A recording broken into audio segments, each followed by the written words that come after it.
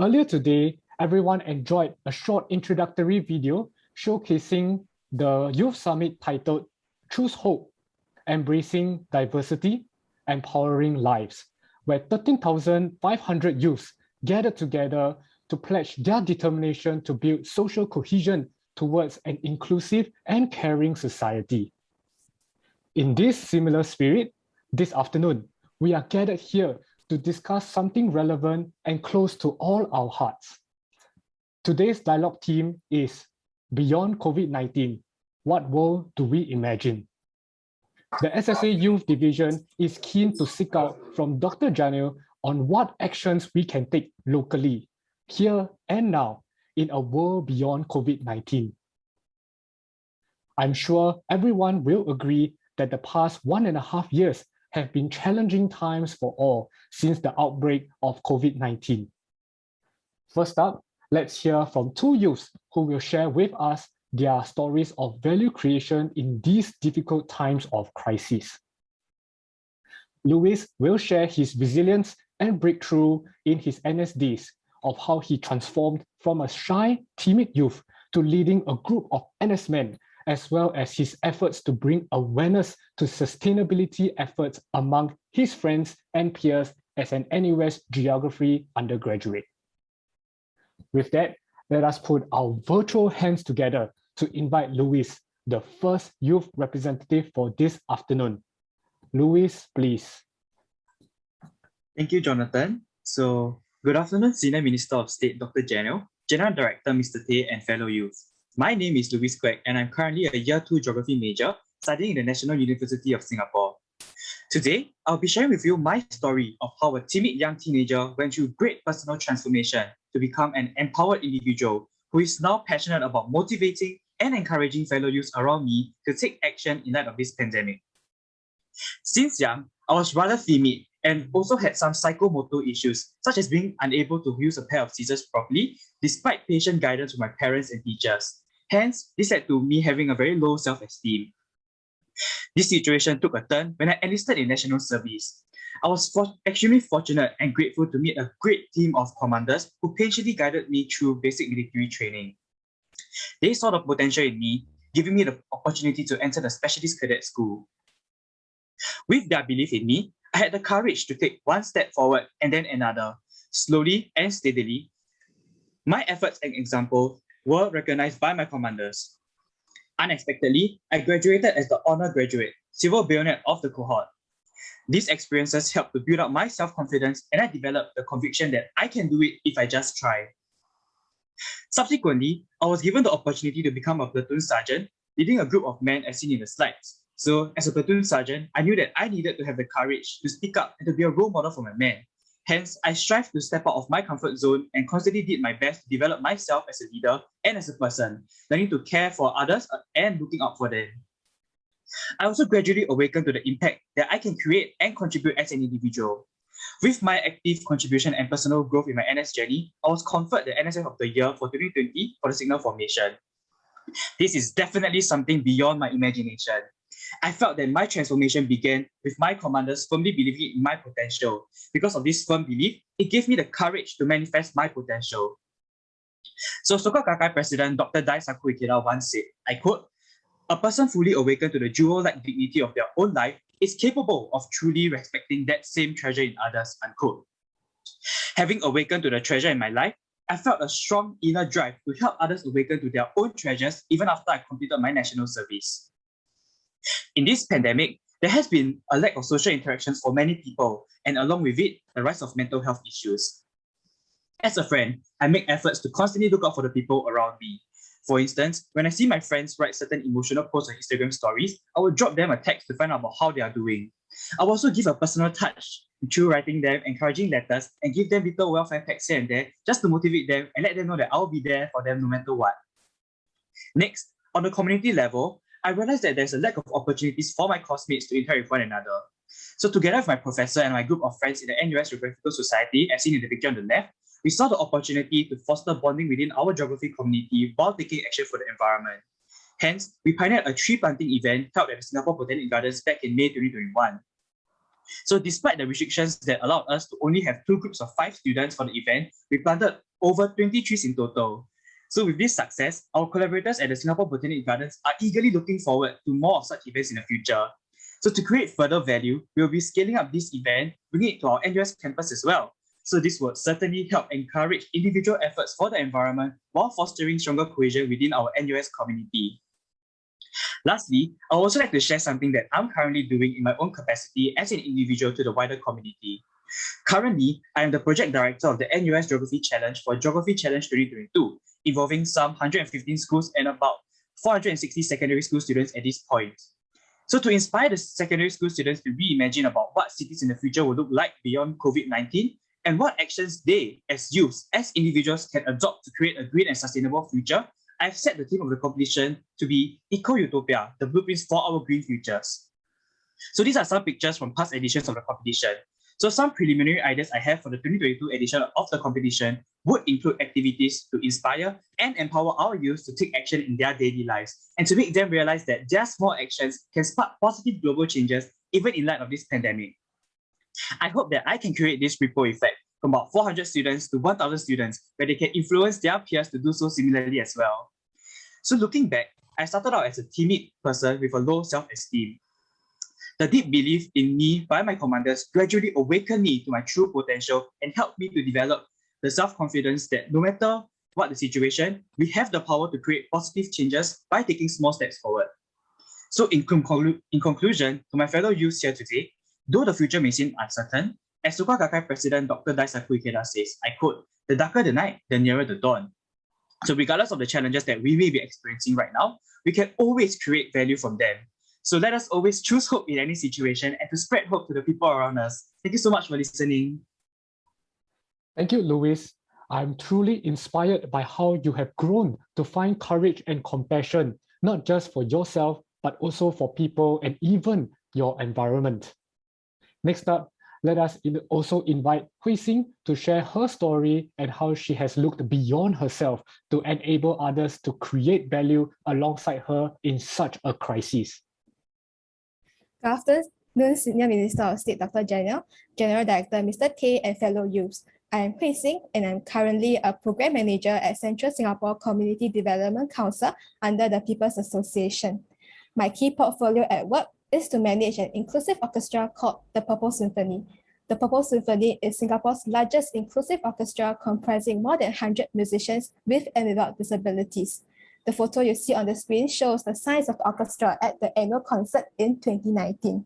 The Purple Symphony aims to provide an avenue for musicians with and without disabilities to learn, share music with one another, celebrate abilities, and support inclusion. I have always been interested in working in the arts and culture industry.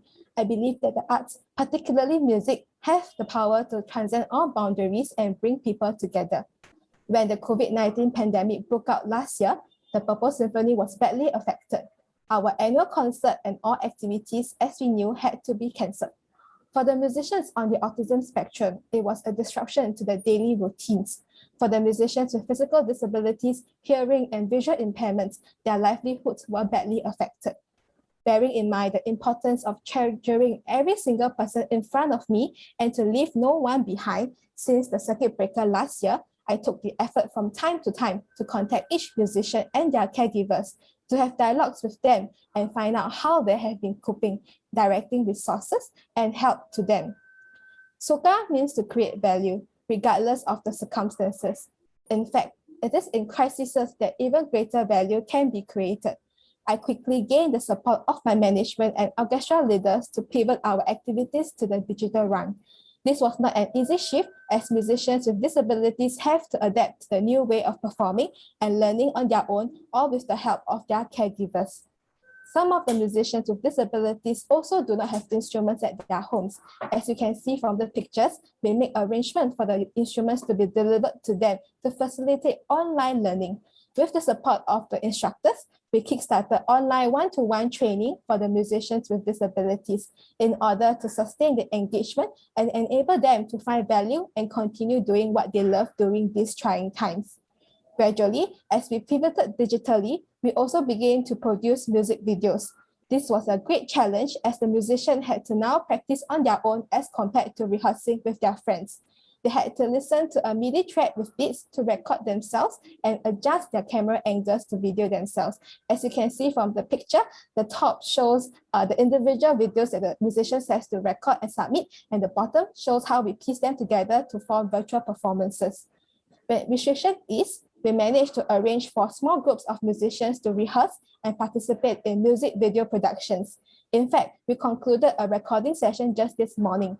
I am happy to share that to date, we have produced a total of 8 music videos, 4 of which involve more than 60 musicians.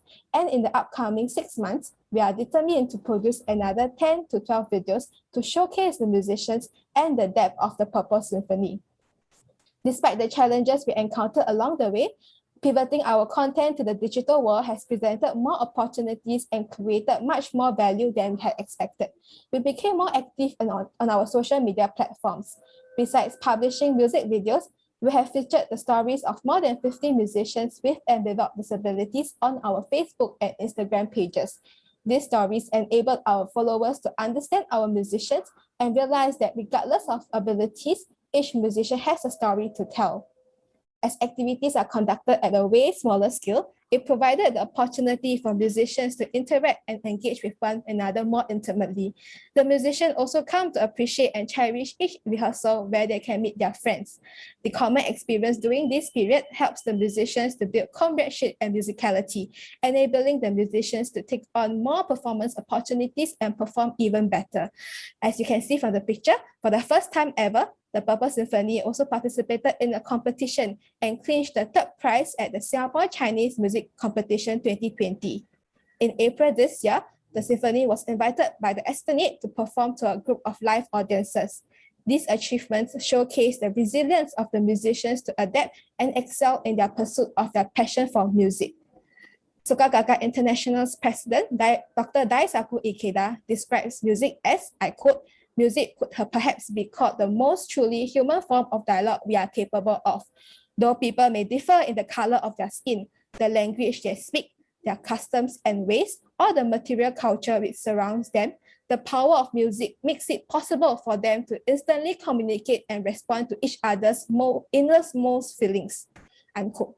Working with the Purple Symphony has been my greatest honor and privilege. I am truly grateful to have witnessed the transformation of musicians with and without disabilities, how music has empowered musicians with disabilities to be more sociable, bringing out their limitless potential that their caregivers and any of us could have ever imagined, how the musicians without disabilities become role models, brothers and sisters to the fellow musicians, forging unforgettable friendships and memories. Moving ahead, I look forward to the great growth of the musicians and will constantly reflect on what are the values I can create together with the Purple Symphony.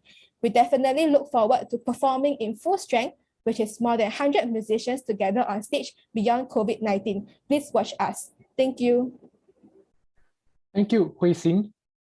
Through Hui Xing's story, we have learned about the power of music in building inclusion, resilience, and connections with people in a community who is often overlooked. Now is the segment all of us have been waiting for, to hear from SMS Dr. Janil on his thoughts of a post-COVID world. In preparation for today's session, we youths have also carried out our very own dialogues in workshop style. We brainstormed and discussed our observations of how COVID has impacted areas of our lives. You can all see on the screen now the 3 broad themes that have been highlighted by all of you as the topmost concerns that you have and like to discuss today. They are resilience, sustainability, as well as inclusion and diversity.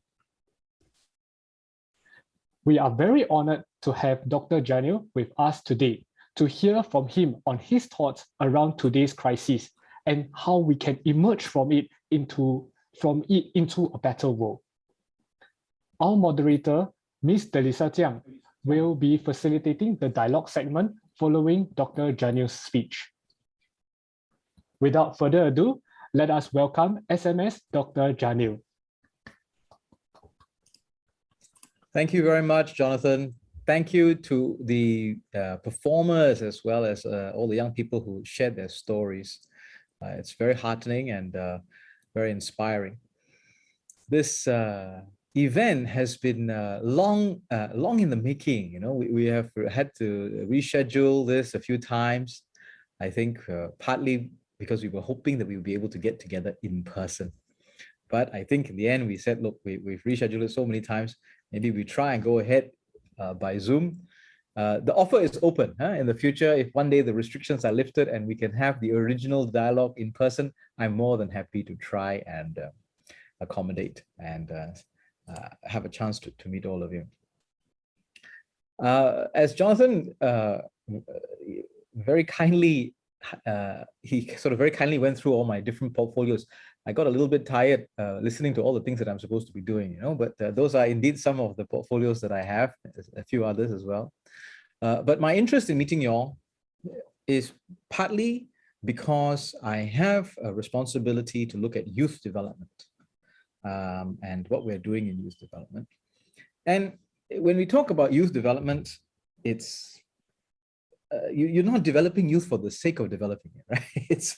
You're doing it for something. You may do it for the youth. They are interested in becoming better people, growing in response to challenges like the ones that you've heard about. But we're also doing this because developing our people, and in particular our youth, has been an important part of how we have kept our country and our society vibrant, dynamic, changing, ever looking to the future. So we also do expect our youth to give back and drive our country forward on behalf of all of us. So there is some interest in that as well. Doing this work, youth development work, for some years now, I find that there's no one answer. Our youth are not one group. You cannot say, oh, all millennials are like this, or all Gen Z are like this. There's a great variety among the youth. And you need to cater to different aspirations, different viewpoints, and different talents and aptitudes. So part of that means many different types of work around youth development, many different opportunities. And so I make it a point to meet up with the youth organizations, or sometimes like yours, an organization which has a youth wing. Now, the two are quite different. If you have a youth organization, a pure youth organization, the intent is to cater to the young, and they tend to go and do all kinds of things. And they have a group of friends, all of whom are young. They have an organization, everyone is young. They have a structure, everybody inside is young. And when they are doing things themselves, they have a great time and they make a lot of progress. And then someone comes along and says, maybe you want to scale this out into the wider world. Then there's a little bit of frustration because the rest of the world doesn't quite work the same way. And some of the people out there have a little bit less hair, and the hair that they have is a little bit more white. And so you have to take all of those things inside your youth organization and then try to make it fit into the other world, the outside world. And that process also has some growth in it. There is some learning about adapting your intent and your values to the rest of society and bringing them along. In an organization like yours, the challenge is slightly different because you are not a youth organization, but your youth organization is part of a much larger family. And in a way, you learn about those challenges being part of a larger organization much earlier on in your journey as a volunteer, both as an organization and as individuals. So I need to, and I like to meet youth of all kinds, to hear from them, their aspirations, their ambitions, get a sense of what it is they're doing and what are their challenges as they try to take it out into the larger world. I have another portfolio, which is another reason why I'm interested to come and meet with you. Again, Jonathan mentioned this, where I am the chairman of onepeople.sg. Onepeople.sg is an NGO, it's a registered society. I know here I am as a government office holder, but I started doing this chairmanship before I became a government office holder. So I'm just quietly carrying on, sometimes not so quietly, until somebody says something or I find someone else to take over. But we're an NGO, a registered society, and what we do is try to promote racial harmony, which sounds like the thing that everyone should be doing in Singapore. but our history is a little bit different. We were formed because 14 different organizations, the self-help groups, the CDCs, a few other groups came together and said, we need to have a slightly different organization in order to take a national approach towards racial harmony. So each of those organizations were looking after their own community, whether it was SINDA for the Indians, CDAC for the Chinese, the CDC looking at different regions, Southwest, Northeast, and so forth. And in a way, our formation was an act of giving by our 14 founding organizations. They thought, look, we are looking after our own communities, but maybe we need to come together and we need to have some group, somebody looking at everybody in Singapore to see how we can synchronize and coordinate our efforts towards racial harmony. And so that was the formation many years ago. And today we do a lot of our work in education and engagement, engaging in dialogues. And what we need to do is recognize that racial harmony is really only a part of social harmony. And it is sometimes the most important part of social harmony, but really it is about all of us wanting to know about other people and wanting to know about other people in a productive way, in a civil way, learning not just about our differences, but hopefully embracing our differences and cherishing and celebrating the diversity that we have in Singapore. Diversity with peace, which is not always a given. There's a third reason why I am very interested to, I originally asked to maybe offer and come and have a dialogue with you all or meet with you all, which is because your Singapore Soka Association is coming to Punggol, which is the town that I look after. So I thought, well, we must come and do a welcoming. We must be good hosts to welcome you into the neighborhood. So I said, well, we don't have to wait until the building is up and everybody is there. We can start the welcome now. And so I met up with some of your leadership, and we have also had this dialogue, and I'd be happy to have more, because I know that there is always a difficulty and issues whenever you have a new building and new facilities, the activities that you conduct there, your outreach into a new town, and whatever me and my team of grassroots leaders, community leaders can do, you let us know. We will find a way to make this a warm welcome.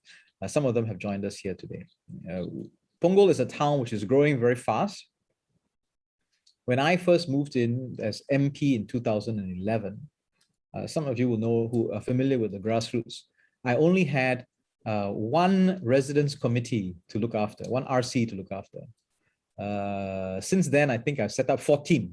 I helped set up 14. We have grown very, very much. So I'm always in the process of welcoming people to Punggol. So this is something that I think is useful. When people come to a new neighborhood, good for the people who are there to do part of the welcome.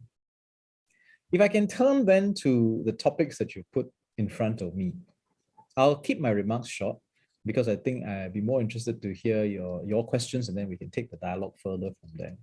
Resilience, sustainability, inclusion, and diversity.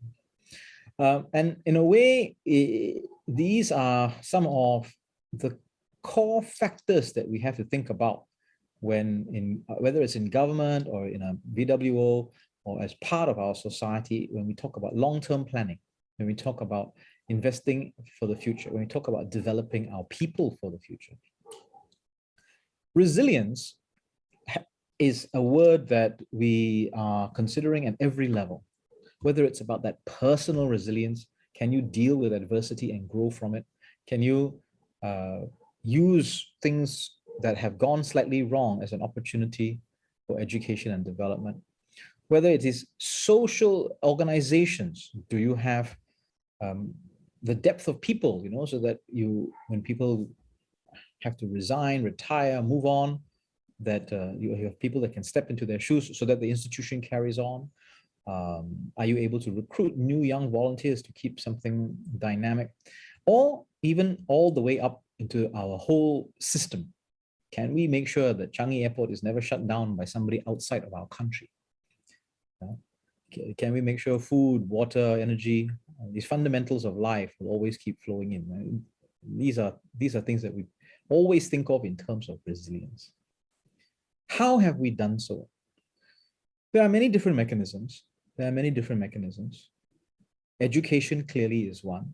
And we need an education system that is nurturing, but we also need an education system that challenges us in our natural aptitudes to grow as people. It needs to push us a little bit. Otherwise, we are always in our comfort zone. But you must gently nudge people out of their comfort zone. We need an attitude to say, let's take new challenges on. Let's think through how we can grow from this. And let's consider what can go wrong. That requires some pessimism. And you cannot always be an optimist. Imagine only the best. Sometimes someone has to do the work of imagining how things can go wrong. That is precisely what we have had to do with COVID-19. Whether it was something that we did right at the start, when we started to mobilize many of our efforts, learning from the lessons of SARS, there was a lot of thought about how bad could this be? Let us plan for not just today, not just tomorrow, but a little bit in the future. And it's still true today. People ask, why are you doing this? Why are you doing that? Our cases are like this, our ICU is like that, our vaccination is like that. And our answer always is, whatever it is we are doing today is not for the numbers and cases that we have today. It is for the numbers and cases that we are anticipating 3 weeks, 6 weeks from now, trying to plan for the future. And of course, if we get our work exactly right, what happens is the things that we were most worried about don't come true. And someone says, hey, see, you're too kiasu. It's okay. That's our job. That's what we sometimes have to do.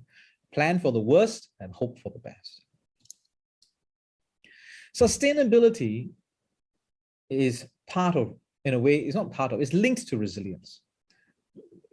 Because if you are not resilient, whatever efforts you have will not be sustainable. But I think when you say sustainability as a topic for dialogue, you mean more than just the ability to keep things going or the resolve to keep things going. I think what you mean is the means to do so, and the means to do so in a way that doesn't overuse our resources. Climate change, resource scarcity, environmental damage, these are very, very real problems. Sometimes in Singapore, we don't feel it so much because we have a clean and green city that we have spent quite a lot of effort in making. But we are exposed to the risks of climate change. We have had to re-engineer many of our seafronts to slowly raise them higher and higher. We've had to put in place quite a lot of effort to reduce the effects of flooding. And you can see the rain is really getting very bad these days. But most of all, the greatest threat to climate change for us, because even though we are a small nation, we will say, what can we do about this compared to the big giants in the world? But the greatest threats will be our ability to continue to grow economically, create jobs for the future, but do so without a carbon and energy cost. Because that carbon and energy cost, whether we like it or not, will be imposed on us from outside. It's the right thing to do because that's the right thing for the planet. And the rest of the world will expect us to play our part. And what it will mean for us, how do we secure our future within those constraints? It will require investments in technology, investments in research, most importantly, investments in our people so that our people have the skills to take advantage of this type of future. So sustainability is very much on the top of our minds. Some of you may be interested in this, and you may know that I was involved in making some films with CNA around climate change. I did race and religion in class previously. And then after that, I did climate change. And when I did the climate change, people say, what have you got to do with climate change? That's not on your portfolio. Yes, it's not under my portfolio. I'm not in that ministry. But I agreed to do one film a year with CNA around what we would consider nationally important issues in order to raise the awareness. And it tells you that actually we do think climate change is a nationally important issue at the same level as race and religion possibly. And we had hoped that in 2020, we would spend quite a lot of time talking about climate change, educating people about what we needed to do, thinking through what the sacrifices and trade-offs we were prepared to make. Unfortunately, COVID-19 put all those plans on hold. But we decided the films are starting to be produced, but we said, let's go ahead. It's always worthwhile educating people, giving them the information. And so we made the films, and you can see today, as we are starting to plan how we come out of COVID-19, as we restart our economy and get things going, people are asking the right questions about how we can do so in a clean and green and sustainable way. And that conversation is very much part of what we want to do. It cannot happen overnight. You're not going to simply suddenly decarbonize and move to full recycling. This is really slow incremental work, but as long as we keep progressing in the right direction, that is the thing that we have to do. And I'm happy to take some questions about that as well. The last point that you've asked me, so you brought up as key, is inclusion and diversity. And absolutely.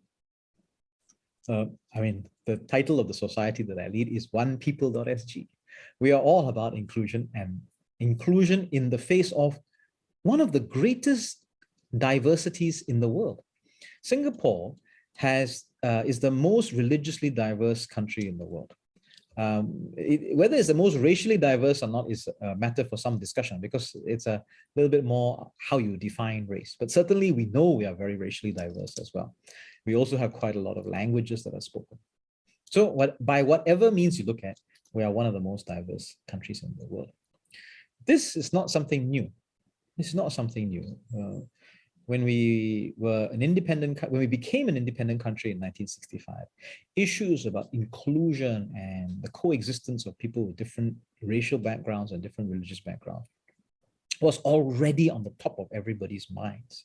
But on 9th August 1965, it became a key reason as to why we became an independent nation. And so for the last 56 years, we have been wrestling with this and trying to make this work. And in our pledge, we were worried enough that we said, regardless of race, language, or religion, because those were the three fault lines that people thought would be most concerning in 1965. They are still an issue today, but whether they are as concerning or maybe we have made some progress, we can talk about. My view, for all three, race, language, and religion, we have chosen very different paths because the factors are very different. They're not the same. These three issues are not the same. Language, we took a very state-driven approach around mother tongue language, English as the working language. It's a very policy-centric type of approach. For religion, we took the other approach. Right at the other end, we said the state will have nothing to do with religion. We will not come and interfere in your religious affairs. The community must deal with it, and it is a personal issue. It's a family matter. And as the religious communities come together, you do so, and we leave the government and the state out of it. And for race, it was a little bit in between. For some matters, we have racial policies, some quite intrusive, housing board policies, for example, and others where we say, well, you have the community groups, the self-help groups, and they have a role to play. Each a slightly different model, but each over 56 years, I think some model of success. That's why we enjoy so much peace and harmony today. So when people put up, let's talk about inclusion and diversity, sometimes we're talking about the past and sometimes we're talking about the future.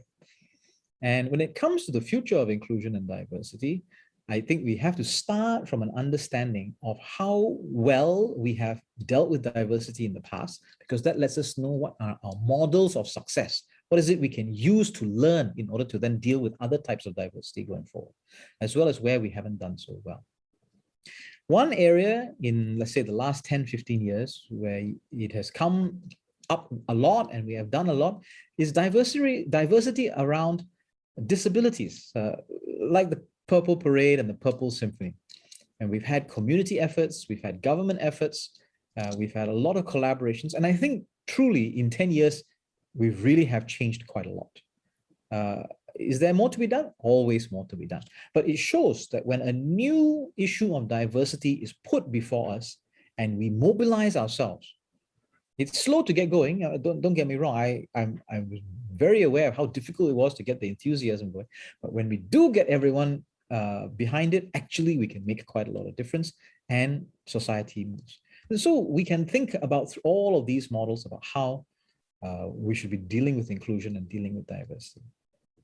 But above all, one of the key things that we have done, whether it's race, language, religion, disabilities, or some other issue, one of the key principles we have always held on to how does this make us closer as one people? You know, you can deal with diversity in a positive way, but it serves one community or it serves individual communities. The overall society actually is a bit more fragmented. And some countries have dealt with diversity in that way. I give this side what they want, I give that side what they want, and I keep them apart because it's easier for me as government not to have to make them come together. That is not the approach that we have taken, because in the long run, it's not sustainable, it's not resilient, and it's not truly inclusive. And our approach has been, well, if you have a disagreement and you have a disagreement, slowly, let's try and bring you all together. That slowly may not be optimal. No one quite likes it. People say it's too slow. I'm not getting exactly what I want. But from the point of view of Singapore, it makes us a stronger people, and it gives us a more resilient, more sustainable, more inclusive future, even if today we are still having to do some work. And that's the approach that we always have to take, whatever the social division is put before us. And that is a view that I hold to quite strongly as well. So I hope I've given you a broad idea of how I think, or what are some of the things I think about. I will turn it back to Jonathan, and I'm sure we'll have questions and a dialogue. I'm very happy to speak about any of those issues.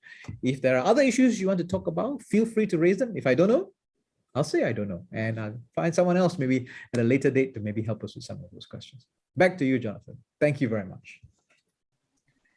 Thank you very much, Dr. Janil. And we're very excited also to welcome you today, and also very excited to see you in our new center in Punggol when it opens. Hopefully that could be the next place that we meet in person, since we're not able to do it this time. A very good afternoon to everyone. I've taken over for Jonathan for the next 30 to 40 minutes as we go into this segment for today, where it's all about you. I'm Delisa Jiang, and I will be moderating this session, which we have already covered. It's the theme Beyond COVID-19, what world do we imagine? And we have three topics breaking down this theme: resilience, inclusion, and sustainability. And Dr. Janil has given us a very good opening to help us think about these issues. Personally, I work in the agricultural sector, which is seen as both a culprit and victim of climate change. So, for example, sustainability resonates quite a lot with me. And likewise, these topics would hit home for our testimonial speakers and the youths in this room in different ways based on the various fields of study and work, and possibly they have also become a lot more palpable during the pandemic. Dr. Janil, we're very honored once again to have you today on this Saturday afternoon. And from your speech, you have shared with us the different experiences and exposures you get across these three areas to expand our thoughts. And so I'm sure the youth here are teeming with questions. And so I would like to share how this dialogue will be conducted. The audience will have two ways to pose their questions to you. And so to the audience, you may raise your hands using the Zoom function. And when I call you, do unmute your microphone, introduce yourself and ask your question. Alternatively, there has also been a Pigeonhole link that has been shared in the chat, and it is now live. So you may also post your questions there or vote on the questions that you would like to have covered. And so you may start the process of posting your questions and raising your hands. And while we wait for those questions to stream in, I would like to begin by picking from the compilation of questions I have on hand from this preparatory meeting that we had prior to today that Jonathan shared earlier. So Dr. Janil, you talked about, youth development, you talked about one people, you talk about all these different initiatives, but you also mentioned that these groups should serve a wider purpose rather than just working in isolation. So it shouldn't just be all about youth, but how can youth then, influence and help and contribute with the older population? When we talk about racial harmony, we're talking about social harmony. So let's begin with broader questions. Our two testimonial speakers today shared equally inspiring stories of how different Singaporeans turn around the grim situation that they were flung outside their comfort zone, like you said, during this pandemic. They talked about values like value creation, individual empowerment, which is emphasized in our Buddhist practice, but these values are very universal and definitely much desired and sought after during this crisis.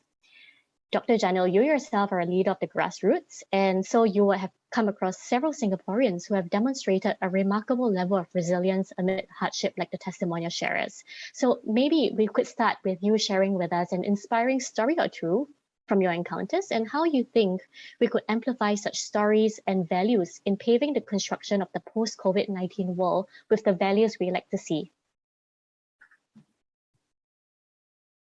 Thanks, Eliza.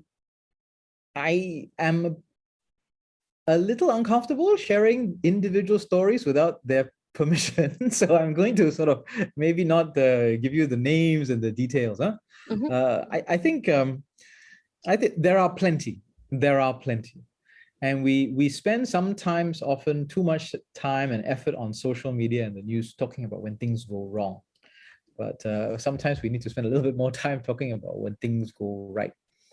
Unfortunately, sometimes things go right because nothing exciting happens and life just carries on. And actually that's okay, that's not so much of an issue. But COVID-19 has thrown up one of the greatest crises we've ever faced as a people, as a whole of humanity. And it has also provided the opportunity for the best in us as a people, not just in Singapore, but around the world, to really shine. And if you take a global view, one of the ways this has happened is just the way in which information has been shared by the healthcare professionals at light speed. Actually, people could have taken a very different view. This is my intellectual property. This is to help my country. This is to help my academic institution. But actually, what people have gotten into the habit of doing is as soon as they know anything about coronavirus, you straight away make it available for the entire world. Has that ever happened in human history before? That people have contributed to the global public good in real time? I don't think it has. I can't think of any example.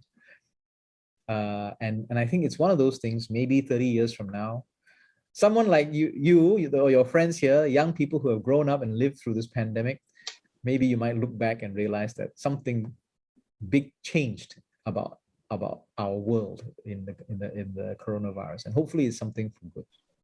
That's at the big scale. But let's start now thinking about at the individual level here in Singapore, the smaller scale level.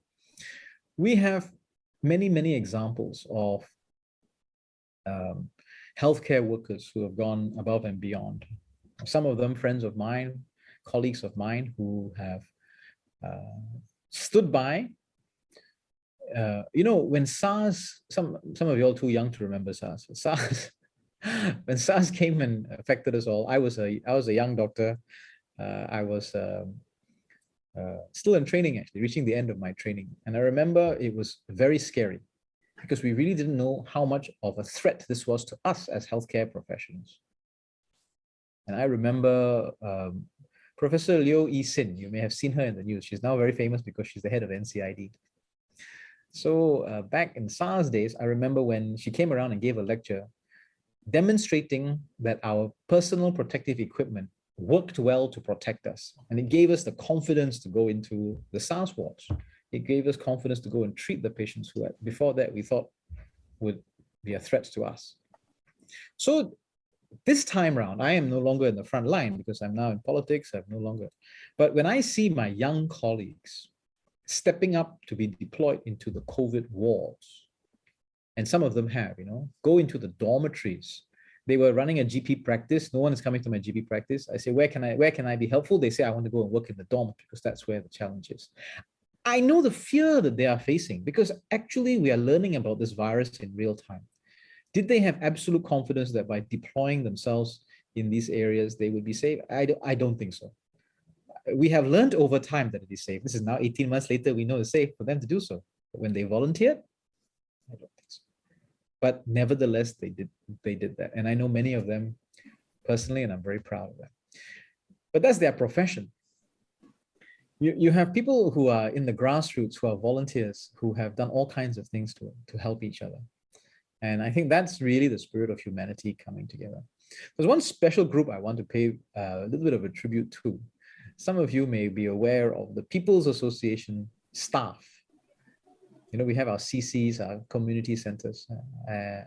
The grassroots volunteers is a much bigger group, right? I mean, we have a few hundred of them in Punggol Coast. Our community center staff is It's a handful. You can fit them all into one room, but they look after the network. But when all of this started to happen, they themselves also stood up, and many of our different things that we have done, whether it's about vaccinations, whether it's about hand sanitizers, and more recently about making sure that the elderly and the vulnerable get food, ART kits and so forth.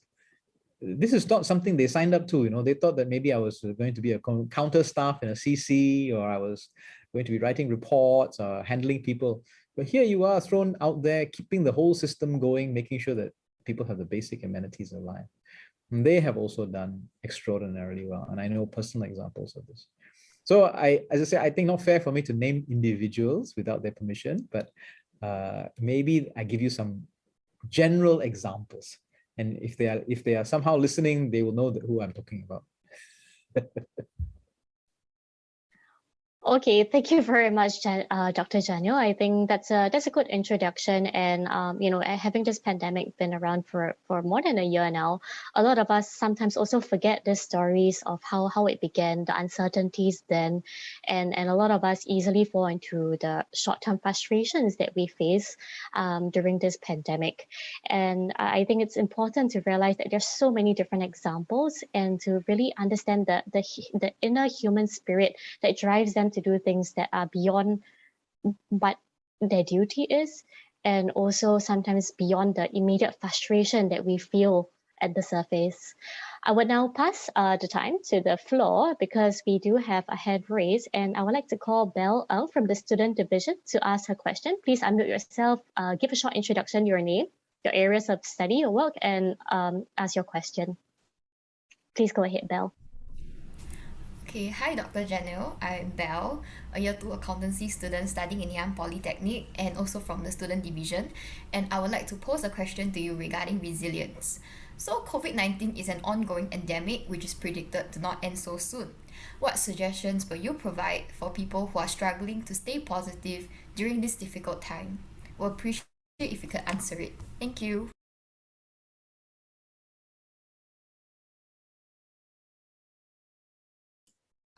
Well, that is an excellent question.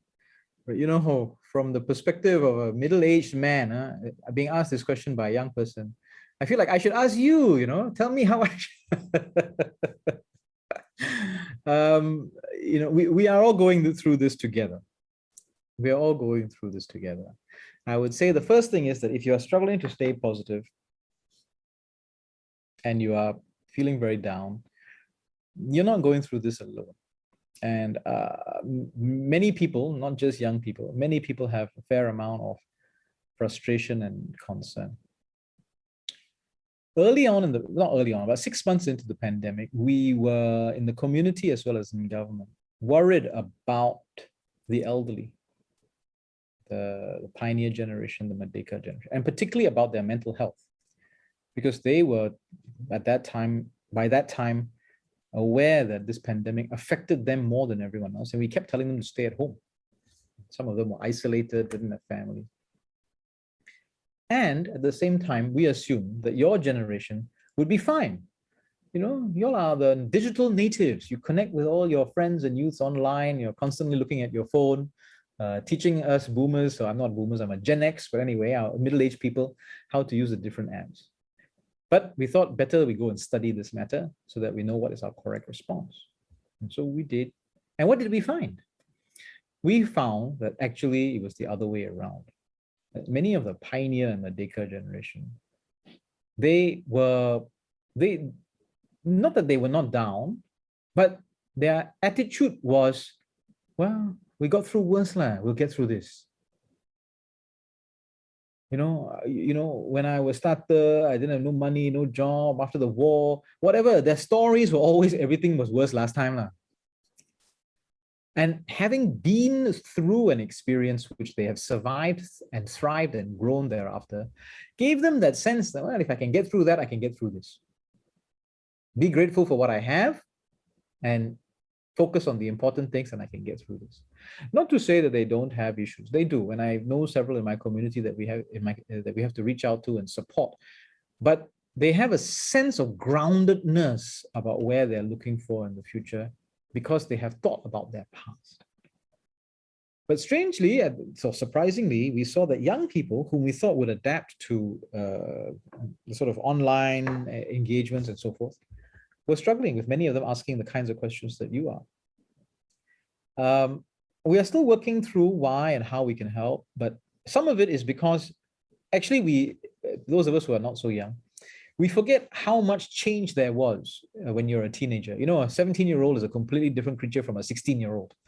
Partly because you've made so many new friends, you also lost some other new friends, and you've learned new things.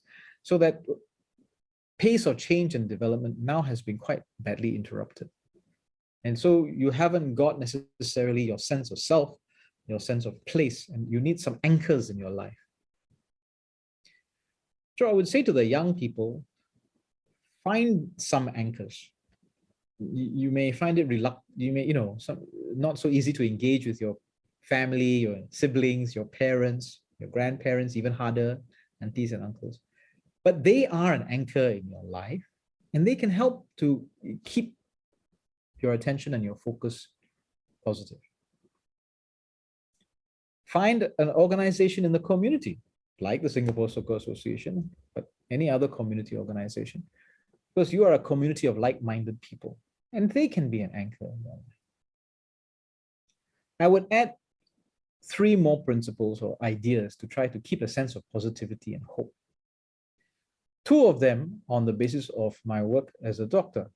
So I'm going to give you a little prescription. One of them is on the basis of my work in the community. So I give you a little experience. What are my prescriptions? It turns out that exercise, and especially exercise in the sunshine, is very good for your mood. And I know that young people find it hard to get outside and away from their phone and their Xbox or their PlayStation or their computer and their Facebook. But just half an hour every day, please go outside for a walk and a run. If you are, an NS man in preparation, go and do your interval training and your sit-ups and your push-ups, but do it outside in the sunshine. And there's very good science that if you do this 3-4 times a week, 1 week later, 2 weeks later, you should be feeling a lot better. If not, call me. I can have some further discussion also. It's my doctor's follow-up. The second prescription is focus on your sleep. You got to treat sleep like a task, the same way you treat your homework or your friends or your volunteerism with the Soccer Association or something else. You got to be very determined about this, especially when the rhythm and timetable of your life is all topsy-turvy, thrown out the window. You could be on Zoom 24/7 and no one would know the difference. But we are humans, and we got to pay attention to our sleep in that way. Whether it's 6 hours, whether it's 8 hours, this is about you and your body and your person. You got to go work it out yourself. But whatever it is, make it regular, make it meaningful, and your mood will turn. And then the third thing I want to tell you about is not to do with my time as a physician, but as a time with a community volunteer, and then now as I lead community volunteers. Find something to do that helps other people. There's nothing better for a prescription for hope and a sense of groundedness for the future. Find something to do that helps other people, not just yourself. Now, if you can do all 3 and you're still in a bad mood, you come and see me. I will find some other way to help you. But if you do all 3 and you begin to be in a slightly better mood, please go and tell other people, because I think more people can benefit from this approach. Thank you, Dr. Janil, and thank you, Belle, for your question. I think, all of us millennials here would probably feel a bit closer to you now, because you might sound like our parents at some point during your advice. I would now like to pass the time to Cookie, also from the student division, to ask his question. Thank you. Good afternoon, Dr. Janil. I'm Koki, a Year 2 Political Science major from National University of Singapore. I have a short clarification to make, but before I go into that, I strongly agree with you on the notion of how it is essential to sustain and maintain diversity in our society to avoid fragmentation of the different groups in society, which have severe implications and would in effect shake the resiliency of the existing framework that the government has established. So with that, I would like to go to my question. So the pandemic has amplified the inequalities among the different classes. I think one evident example would be the home-based learning, where students from the less privileged families do not have the proper environment and the access to the internet was very limited. This was despite efforts from the social services, providing them with the necessary assistance. So moving forward, as we are all aware, this modes of learning is going to be integrated and weaved into our education system because COVID-19 would inherently be a normalcy. Henceforth, how would organizations, government work together to tackle this issue holistically? Thank you. Thanks for the question. Well, firstly, if you know of a specific family that is unable to engage in home-based learning because they don't have a device or they don't have access to the internet, you let me know and we can fix it tomorrow. We have plenty of programs to reach out to these families. And certainly if it's Punggol Coast, then we will fix it ourselves. But certainly in every division, there will be some. So this concern is the correct concern, but I'm not so sure there are as many families that are left untouched as people worry about. If there are, well, as I say, we are prepared to move in very fast and do something because we have to maintain that home-based learning for the children. That's one of the things that we committed to, and we, I think, have done a relatively good job of maintaining the education of our young children throughout this pandemic. Unlike some countries where effectively some kids have had no education for 6 months, sometimes a year. Now, if the problem is not that they don't have a device, they don't have internet, but there's a large family squeezed into a small room, yes, that is much harder to fix. That is much harder to fix. We cannot give them a new home. But what many places have done is opened up spaces, libraries, CCs, and the schools themselves have made places available so that kids can have a little bit of peace and quiet if necessary. If parents have to go into work, both parents working shifts, well, the school was not just a place for education, it was a place for the child to be outside of the home.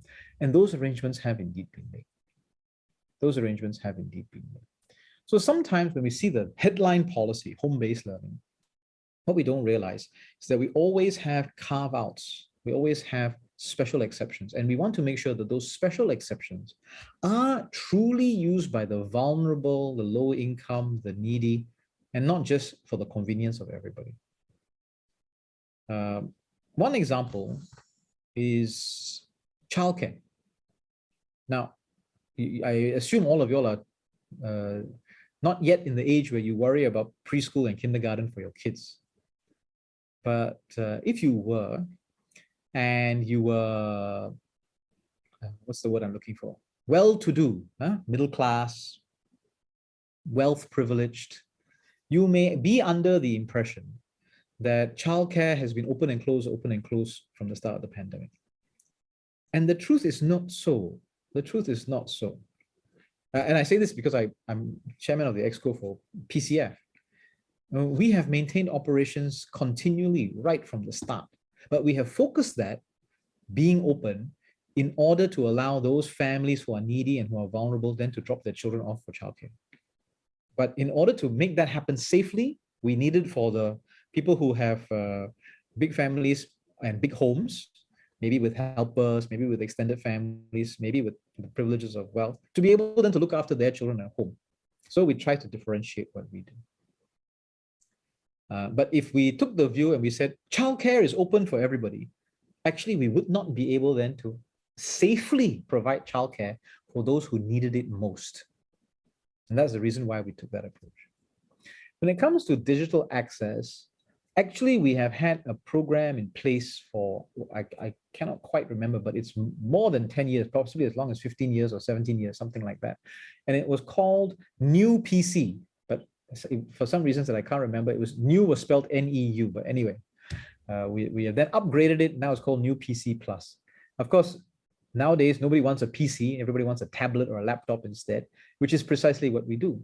And so if you are a low-income, vulnerable family, your child is eligible to get this device, whatever you choose as a laptop or a tablet, as well as broadband access. Partly for your child to be able to do home-based learning now in the pandemic, But this, as I say, is we started 15 plus years ago, because pre-pandemic, we knew that access to the internet was part of a child's development in terms of engaging with schoolwork, doing research, doing project work with their peers. And we also knew that when we made this device available to the child, the whole family benefited, right? And that was okay. It's not a problem. That's actually a good thing. Then you give this access to the whole family as well. So we've had such programs running for some time. So those are the various things that we're doing. Does it work for everybody? No. Are there people who will still be disadvantaged? Yes. And those ones, we will have a local solution. Basically, what happens is that in the grassroots, we know of most of the needy and vulnerable family in my constituency. And any new ones that are flagged, where we put on the database and we follow up and we track. And what happens is that where there's a gap, like the policy doesn't quite fit and doesn't quite help this, we will go and do something locally. It means we don't need a government policy. We don't need some government grant. We have donors, we have funds, we have well-wishers. And sometimes we don't have exactly what they need, but we put out a call and then something is provided. And it's not just PCs, washing machines, lights need to be fixed. Sometimes elderly living on their own don't know who to call when their sink doesn't work. The government grant's not going to fix that. You need a plumber. You need someone to come and fix it. But we have a local community who is willing to come and do this. And from the big to the small, we can fill in the gaps and help the people around us. I hope that gives you a sense of what we're trying to do. I don't know if that was quite the answer you were that question you are asking. But if it's not quite what you are asking, I'm happy to hear from you and try and answer your question better. Dr. Janil, I think you answered my question. Yeah, thank you. Thank you, Koki, and thank you, Dr. Janil. We have a third question, and this comes from Pigeonhole. The question is: in order to rebuild economies and live in a post-COVID world, what do we need to prioritize, and how can we have a comprehensive approach that creates even new possibilities for the future? And I think here, you talked earlier about sustainability and environment being also part of that post-COVID reconstruction. So maybe you could also answer based on that holistic response. Thanks, Lisa. It's a difficult question to answer simply because a proper answer would be a very long answer. I don't think you want me to give you a lecture. Because there's no single thing. We do have to get the the existing economic models, businesses, and infrastructure up and running. Simply because that's what people are doing and that's what they're trained for, that's what the businesses are set up for, and which means that we will need to open up our borders, we'll need to get manufacturing up to speed, we'll need to get tourists, all of this needs to happen. But at the same time, we cannot do so and then just hope that everything will go back to how things were pre-COVID, because we know that world is never coming back. So as we get the engine running and moving, at the same time, we have to rebuild it into a clean and post-COVID-19 engine. And that means we need to take into account the realities post-COVID about how foreign manpower can or cannot travel, and we don't know the answer to that yet. About how international trade will occur, and we don't know the answer to that yet. So some of these things we have to keep our options open and be ready to jump and move when it happens. But we do know that climate change will be an issue. And so we will need to start moving on a sustainability agenda. The analogy is the car and the engine has been sitting quietly. We have to start the car. It's a petrol car. We have to start the car and start moving it out and driving it, because otherwise the battery will stay flat forever, right? You got to recharge the battery to keep it alive. But as we do that, and we're driving out and charging up the battery, we have to rebuild the engine into an electric engine while it's moving. It's a complicated endeavor. It requires every part of our society to play its part.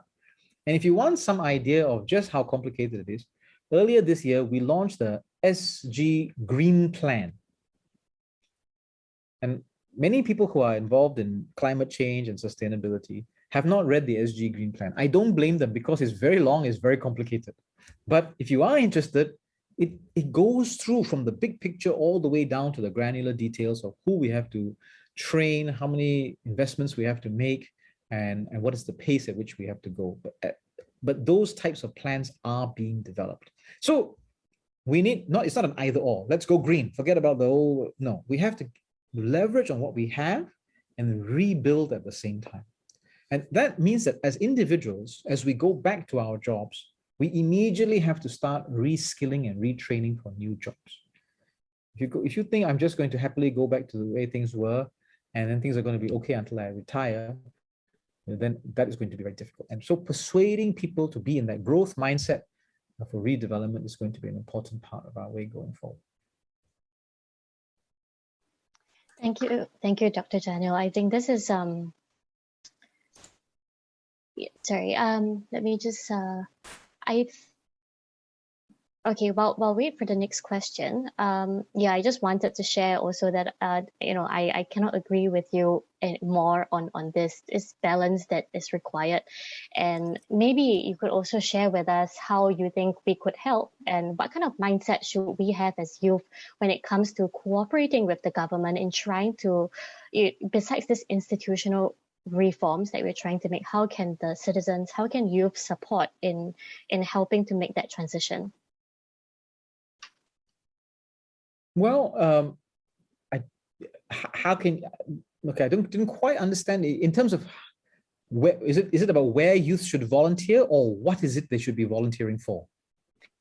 I think in terms of the SG Green Plan, there are so many different initiatives. Could you give us maybe some direction on how youth, can support the government on these initiatives? Because if not for, and also when you talk about upscaling, it requires a lot of cooperation and mental shifts in the citizens to comply and go forward in the same direction that the government is going, because it's already very complicated while we're doing this while the train is moving, when the car is moving. Yeah, well, there are many different opportunities precisely because there is no single track and single solution.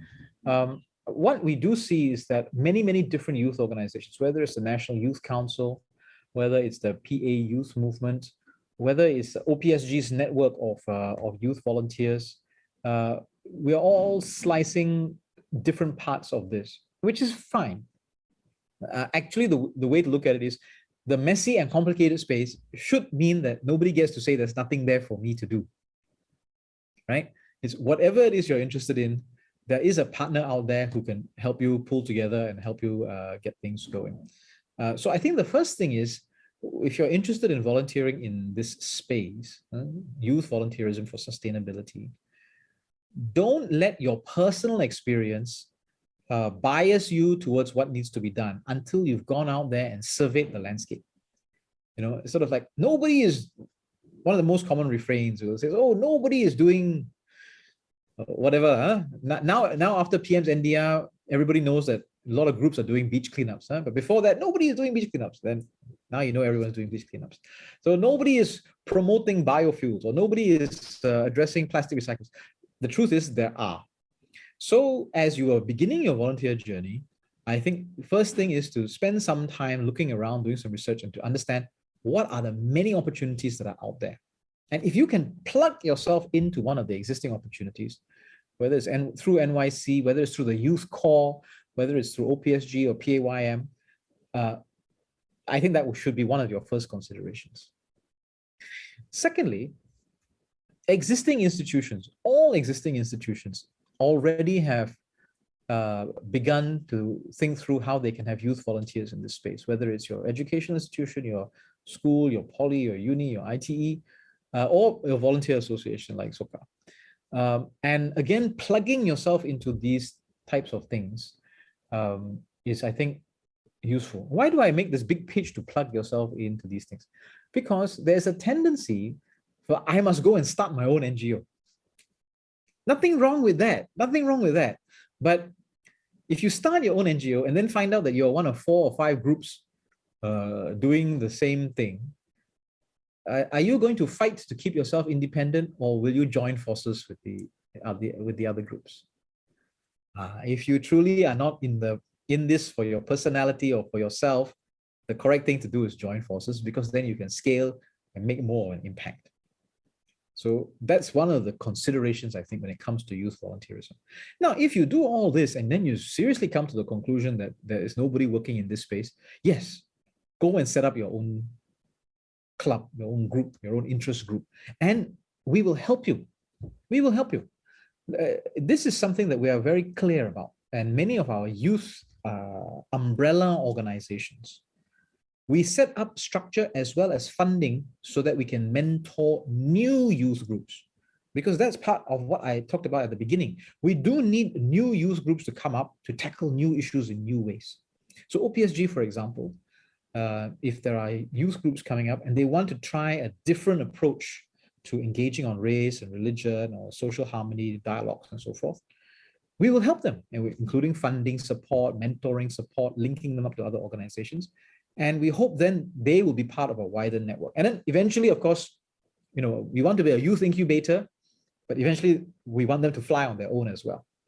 So it's not, you can only do it on your own or you can only join someone else, but make an informed choice about which of those things you need to do for the thing that you're interested in. Separately, I would say, if you're a youth looking to volunteer in this space, try a few things first before you decide what is working well for you and what is not working well for you. Different organizations, different work culture, different groups of friends, you may learn different things, and you may find a home or an interest space unexpectedly. So don't be shy about hopping from organization to organization or effort to effort, just to try out and then get a sense of what it is that you personally might be interested in. Thank you, Dr. Janil. I think you hit home on a lot of points that we youth tend to, the tendencies of us to do when we get overexcited about certain things and we overlook other things, the kind of support that we have, the other initiatives that people are doing.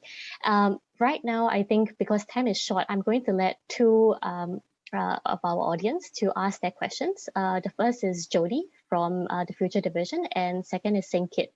So both of you can unmute yourself one after the other to ask your questions so that Dr. Janil could answer them together. Okay, thank you. Hi, good afternoon, Dr. Janil. I'm Jody. I am currently working in corporate sales for a Japanese MNC and as well as a youth leader in Soka. So I enjoyed your opening address earlier, and you mentioned about how right now we might have future fault lines for diversity. And one of the fault lines that I do see is in terms of education levels. You have cases where people use they're from a prestigious school to kind of get more benefits and all that. Yeah. So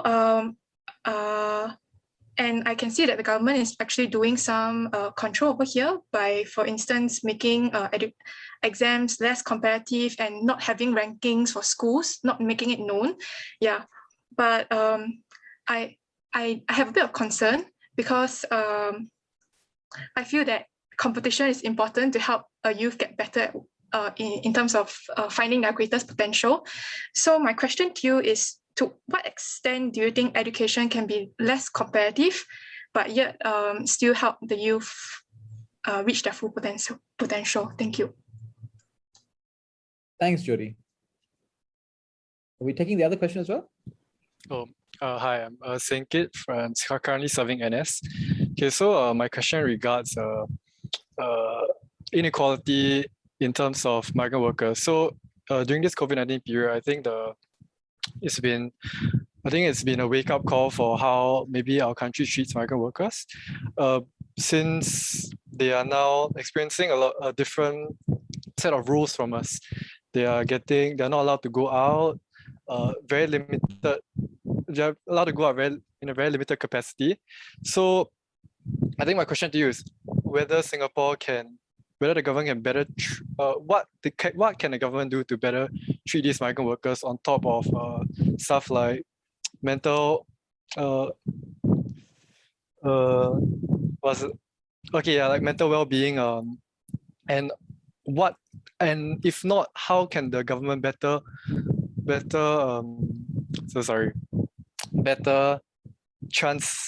better converse their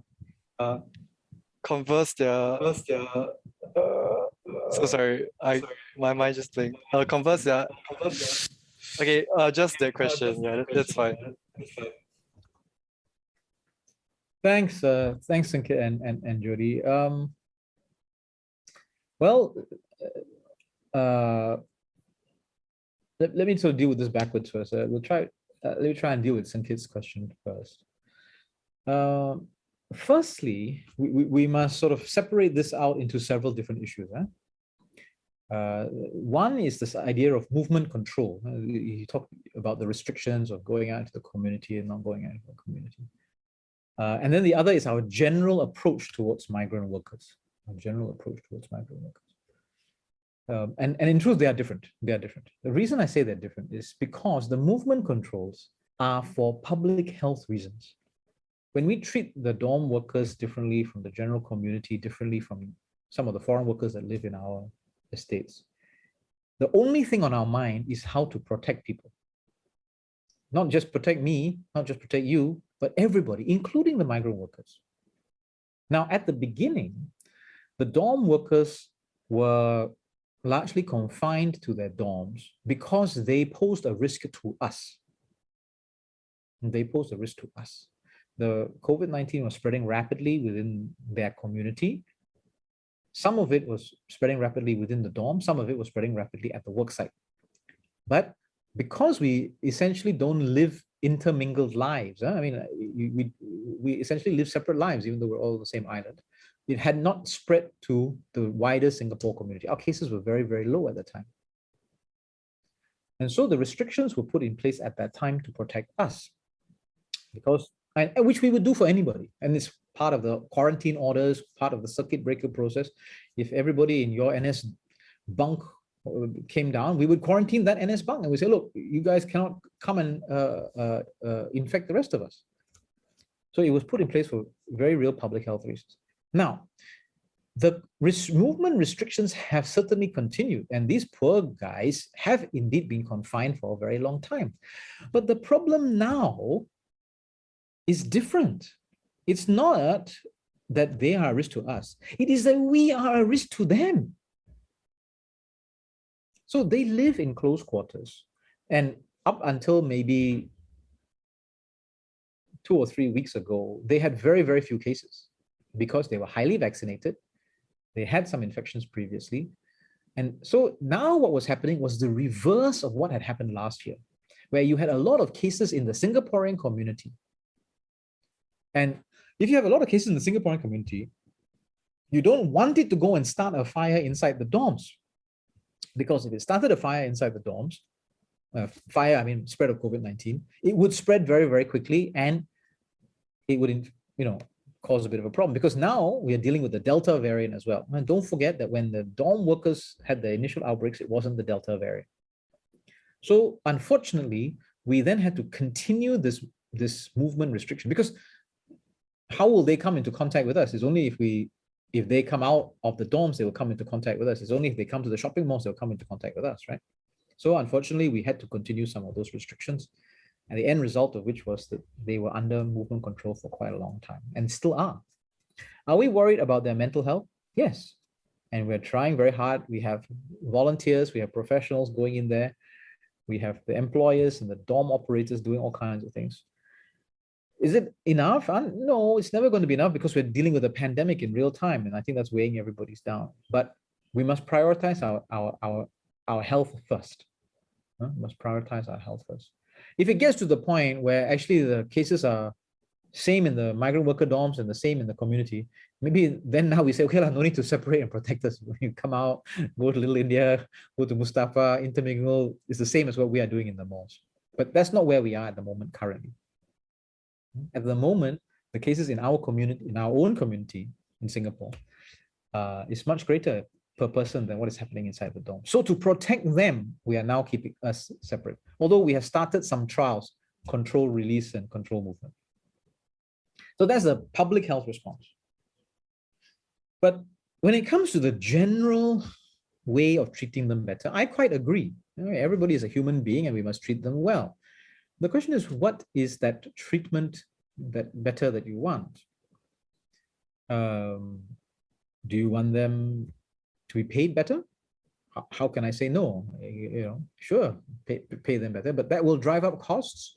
And the people who have to pay the costs is you and me in the future, either through our payment for services or the taxes that we pay. Nevertheless, that may be one of the issues. Should we house them better? Well, we could, but you may not know, but the reason why we have the dorms is actually because in the past, many of them were living within our public housing estates.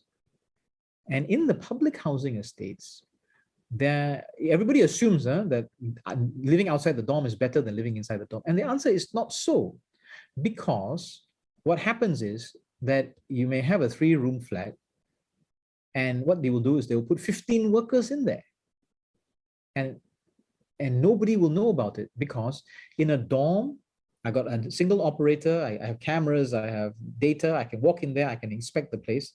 But in the HDBs, you've got a million different homes. You have mini dormitories everywhere, and you can have very poor working conditions, very poor living conditions.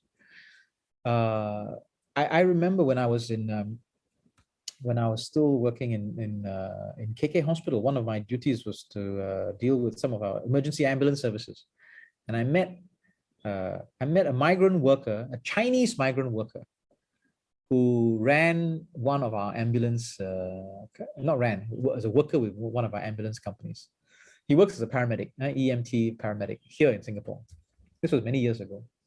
So I got chatting to him, we did some transfers together. And he explained to me how this company goes to China. This is, as I say, many years ago, more than 15 years ago. Went to China, employs newly graduated doctors and has them come over here and work as paramedics and EMTs. Already trained, right? So I said, wow, must be a good life. And he was explaining to me, no, it's a terrible life. Because yes, he's paid well, but he would share the room with 8 people. 1 HDB room with 8 people. Okay. I said, how do you do that? How can you all fit in there at the same time? He says, no, we are never all in there at the same time because we are on 3 different shifts. So one person is coming in as another person is going out. And so you're constantly disturbed. So then what you do is, well, money is good. I save up 2 years. I go back to China. I start my training. Of course, none of this will happen today because the money dynamics are quite different. The currency is different. But it shows you the kind of thing that people can get away with when they house low-income migrant workers in rental homes and HDB homes. And this is precisely the kind of behavior we were trying to clean up and say, look, there's a certain minimum provision of food, of health, of hygiene. And so now we have to bring you together into the dorms. And to be frank, some of it was because Singaporeans complained, quite a lot of Singaporeans complained about not wanting these foreign workers in their homes in the heartlands. Now, and it still happens today, because today you have a higher paid foreign workers are still allowed to be in the heartlands. And I get complaints as an MP. I say, well, they say, everything was fine in my neighborhood until someone rented out this home to workers from, and they'll name one country. And then there's, 7 of them living in the place, make a lot of noise. So the dorms were created to solve some problems. Some of the problems we were solving was the complaints of Singaporeans. And I think we can be a bit more accommodating and a bit more inclusive, and we should be. Some of it was to solve the problems of these young men and prevent them being exploited, I think, by landlords that didn't have their best interests at heart. Now, that's not to say that now everything is fine and then we just sit tight and leave it like this. The pandemic has indeed taught us that we need to pay even more attention to the health and hygiene of these workers. But it's not as if this is a special problem only for the migrant worker dorms. COVID-19 spread quite fast in NUS halls of residence. They spread in NS bunks. They spread on 5-star luxury cruise ships. So we do need to improve things for our migrant workers. It will come as a cost. We must look after these men. You know, they are here earning a living for their family, building our country. If we abuse them or treat them badly, nobody will come and work. It's also morally the wrong thing to do, and we'll be a much worse off and poorer people for it. But in general, most of these workers have a relatively good experience. That's why they keep coming back, and they want to come and work here, and they are able to look after their families as a result. And I think most Singaporeans do want to treat them well. And I know plenty of stories, you know, they go and they see the workers working, they give them food, they give them drinks. And it's not they give them just leftovers, you know, they'll go and especially buy and then give them and treat them well. I know quite a lot of VWOs where people will go in there and make friends and whether it's art or some activities. So yeah, there are problems. We can do better. We can always do better, and we should. Jody asked a question about education as a fault line for diversity going forward and whether competition can be good. I mean, the short answer is yes. You know, you cannot remove all competition at all. It wouldn't be an effective education system if we did so. And even in those countries, you know, certain countries, you have high school number 1, high school number 65, you know, middle school number 5. You know, you try to, you don't give them any names. Every school is supposed to be exactly the same. But people will still compete to get into a certain school because they know this teacher is there, this principal is there, this one is close to the stadium. People will look for a way to differentiate. So having schools attract different students, having schools be known for different qualities of excellence, I think I know of no society, no city in the world where that is not so.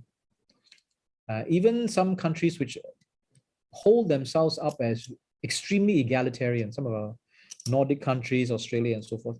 But actually the truth is that you speak to families, you speak to teachers, you know that the schools are competed for differently, and some of it's good and some of it's not so good. Okay, so I've now made the excuse as to why it's difficult for us to solve this problem. What are we going to do about it? The first thing is that as an institution, we should not look at the name of a school. You may have gone to a great school, but you may have been a lazy student. Yeah, you may have you've gone to a great school, but you may have been a lazy student. Or you may have gone to a not so famous school, but you studied like nobody's business and you really excel.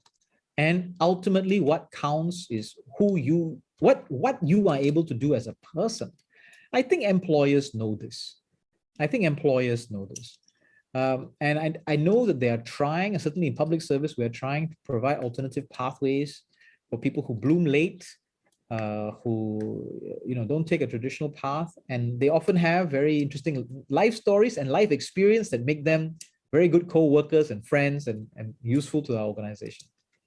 But when we do that, we then shouldn't sort of make every person who comes from a famous school a bad person. It's not their fault that they, it's like, you mustn't like say, well, because you came from this school, now you must be a elitist, arrogant, class imperialist. I mean, she is trying her best, he is trying her best, they're all working hard. So we mustn't have this kind of reverse discrimination as well, right? We got to have an open heart, open attitude to everybody. But Jody hit on a very important point that some competition is important. If everything is just an easy pass, we will not be pushed to do well and to excel. I know, for example, there's this post-PS, every year after PSLE math, something goes viral and say, wow, this kind of question, how? But to defend the teachers, you need some difficult questions. If you don't have some difficult questions, then everybody gets an A star. The A star doesn't mean anything. And now it's not A star, now it's achievement level 4, right? Yeah. So if 50% of your cohort all get an achievement level 4, the achievement level 4 doesn't mean anything. So in order for the kids who are really, really very good at math to differentiate themselves, you must have 1 or 2 tough questions. But you cannot have the whole paper, right? I mean, I must say, I looked at the questions as well, and I thought, I mean, some of it I remember because my kids are now in secondary school, so supervising PSLE homework was not so long ago from me. I think now I really sound like one of your parents. But I remember, hey, this one is a modeling question, right?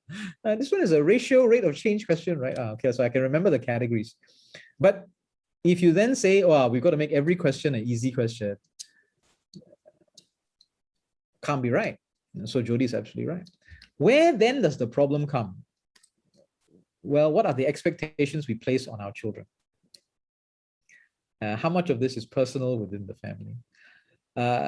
And people often blame the education system. But as a parent who has, I have 3 kids who have been now all in secondary school, so I've been through the primary school system times 3, I can tell you that the principals, the educators, the counselors, they repeat to the parents again and again and again, please don't stress your child.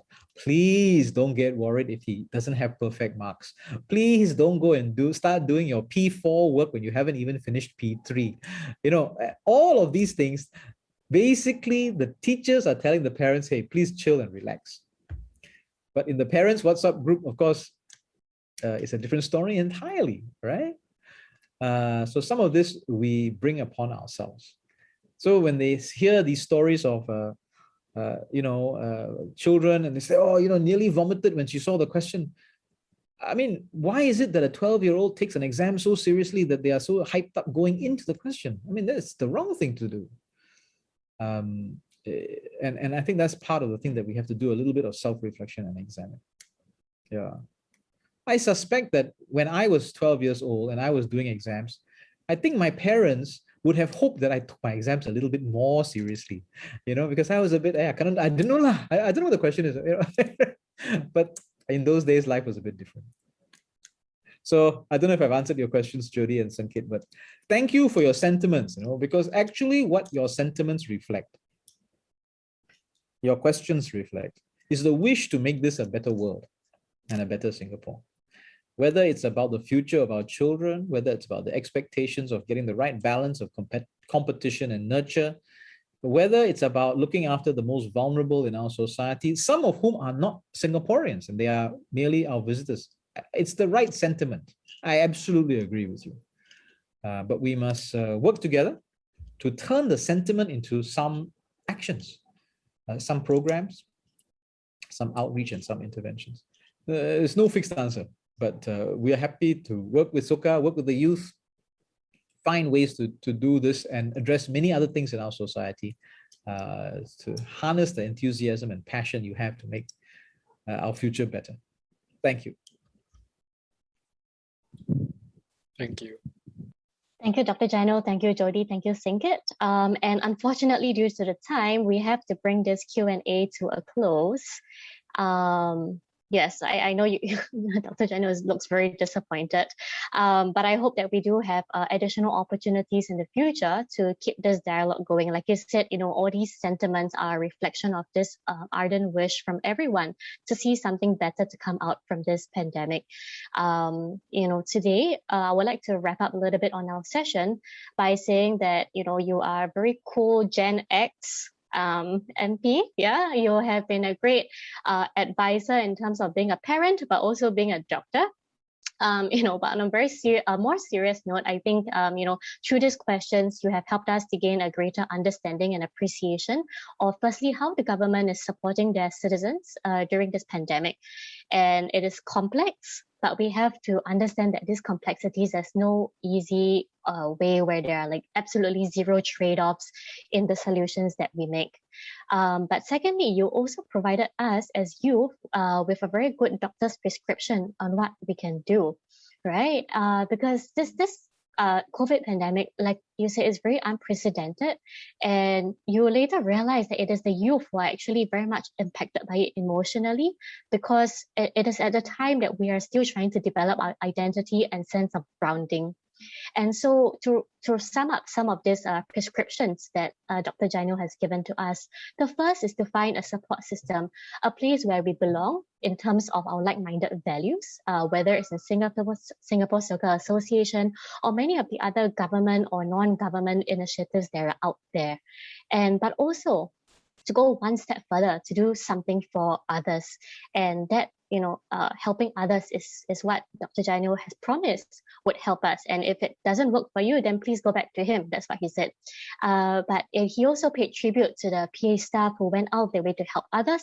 And even though they really went out of their way, I'm sure those people have found their lives enriched at the end of the day. And many of us who have helped others will attest to this fact. So let's all start thinking about what we can do to create values in all these areas we have been identified to be lacking.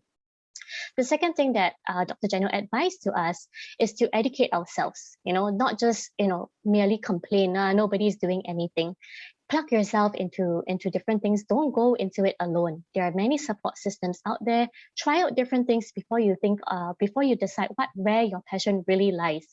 Buddhism holds this hopeful outlook that human life is filled with endless possibilities to help us surmount a problem. But using dialogue as a means to help people to gain the support that we need is important to help us towards that goal. So let us launch into more dialogues with others, find out great things that people are doing to penetrate this cloud of negative news that we're seeing every day. Let's dialogue to inspire others with our youthful aspirations, but also get the support from the wisdom of other people. Like what Dr. Janil said just now, how can everything we do move us closer as one community, not just for youth, not just for Chinese, not just for a specific religion as Buddhists. And in this respect, I would like to share a quote from Singapore Soka Gakkai International President Daisaku Ikeda, who says, "Nothing is more eloquent than such human qualities as courage and conviction from a person's whole being, sincere voice, and a bright smile and an act of immense kindness." So to imagine a world in this very grim state, whether it's climate change or COVID, is very challenging. But I think with the tips that Dr. Janil provided us today, we have some easy yet very actionable ways to move forward to create the world that we imagine to brightly outshine this adversity. So I would like to end here and thank Dr. Janil very sincerely for your patience to answer these questions and giving us all your time and even wanting to extend this session that unfortunately I have to put a stop to. So thank you very much, and I would now pass the time back to our MC Jonathan. Thank you. Thank you once again, SMS Dr. Janil, for your deep insight and sharing with us. Thank you, Delisa, for your roundup, and thank you for all the questions that come from the ground. So I'm very sure that all the youths present today have been deeply inspired and spurred to actively contribute back to our communities. Now, I would like to invite our SSA Youth Divisional Chiefs, Mr. Koh Song Heng and Ms. Teh Li Yen, to share some closing remarks. SMS Dr. Janil, distinguished guests, General Director Mr. Teh, and fellow young members, good afternoon. I think that's really thank SMS Dr. Janil once again for his open, frank dialogue session with us today. I feel we had all learned something from Dr. Janil today. Do you all agree? Right? I think I'm feel so inspired, that I would like to take one action right now, to do something for making the place that we live to be a better place. And also feeling so hopeful, hearing from every question, every answers from Dr. Janil. So thank you all so much. Our theme today, beyond COVID-19, what world do we imagine? I think COVID-19 had created a number of issues for humankind, for all of us, division among people, etc. But I felt, as young people, we can do something to be more active. So while we ride out of the COVID wave together, I think we should really continue to have this kind of dialogue to inspire, to encourage one another, so that we can impart this hope and light the lantern for another person. And this is especially so important right now, to dialogue and leave no one behind facing adversity. Dr. Daisaku Ikeda, President of Soka Gakkai International, shared in his 2021 peace proposal. Let me just quote one part of it. I quote, he says, "The first is the determination never to leave behind those struggling in the depths of adversity, who finds themselves isolated as our sense of crisis becomes increasingly normalized," unquote. Like what class I said, call upon all of us, the determination never to leave behind those struggling in the depths of adversity. So let us make this our determination as well. Because, as the saying goes, when we light the lantern for another person, we are also lighting the lanterns for ourselves. Buddhism believes in the potential of each individual, and we all possess that innate potential. Lastly, I think we are the generation of youth who had actually been through the COVID pandemic. But we will also be the generation of youth who will and must emerge more resilient from this pandemic. And we will help that one more youth, that one more person to feel so hopeful of the future that we have. So thank you all once again. And thank you, Dr. Janil, once again. Thank you. Yes, thank you very much, Song Heng. And once again, really thank Dr. Janil from the bottom of our hearts with a virtual round of applause. And also to all the youths, who have really taken the time and effort to really think of all the questions. And I completely agree with Song Heng. I think we have had such an enlightening session today. I'm so encouraged to hear the passion and enthusiasm from all our discussions on the kind of world we would like to see. And I think that's reflected in our questions as well. And in fact, through these exchanges, we are not waiting for the time to pass before we decide to change, precisely because we find ourselves in such time here and now. We are living in and creating the world that we want to see. And this actually reminds me of British historian Arnold Toynbee's conclusion in his works on human history as a process of the principle of challenge and response. So just taking the most practical prescription that Dr. Janil gave us, that he shared with us very kindly, how we respond to the challenges in our daily life. We can even just start with perhaps exercise and sleep. Challenge and response. How do we face that? So besides these practical tips, I think we can all walk away today filled with the hope and inspiration and answers of the questions that we came with, but also perhaps more questions that are now sparked off in our head. What more can I do? What is the value that I can create? And so each and every one of us here, we are not powerless. Each of us are active players in our families, our communities, our school, our workplaces to affect this very positive change, starting from right where we are. So beyond COVID-19 starts here and now. So let's do our best together. Thank you so much once again.